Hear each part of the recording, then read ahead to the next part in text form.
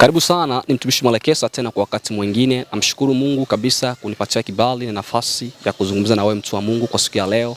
Nina ujumbe mzuri sana ambao utafaidisha jamii. Ni kuhusiana na akaunti yetu kule YouTube. Tumefungua account ya mafundisho ya kiungu.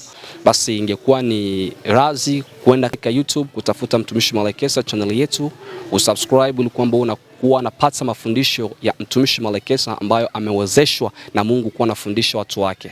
Na natumaini ya kwamba mafundisho yetu yatakufungua kimwili na kiroho, na utajua kusudi la wewe kuitwa hapa chini ya jua, na utajua kwa nini unaishi, na kila kitu ambacho kitakwenda kufundishwa kule kwenye YouTube nafikiri kitakuja kuleta matokeo ambayo yapo sahihi kabisa, na utakuja kuona matokeo ambayo yatakufurahisha wewe, si kwa faida yangu pia, hapana, nasema ni kwa faida yako pia, na utakwenda kufaidisha wengine ambao watakwenda kusikiliza mafundisho. Kama ni kushare, unaweza ukashare kwa watu wengine, marafiki, jamaa, unaweza ukashare mafundisho na pia ukapata mafundisho, ukafundisha watu wengine wakapata kufunguliwa kama jinsi utakavyokwenda kufunguliwa utakapokwenda kutafuta account ya mtumishi Mwalekesa kule YouTube. Na wakaribisha sana watu wa Mungu, na kizazi hichi tunahitaji kuweza kuelewa kusudi la Mungu kutuweka duniani ili kwamba tuweze kufaidisha watu katika njia moja ama nyingine. Kwa hiyo tunashukuru kwa sababu tutakwenda kupata watu wengi, tunashukuru kwa sababu watu wengi tutakwenda kufunguliwa na kuelewa kusudi la sisi kuwepo hapa chini ya jua.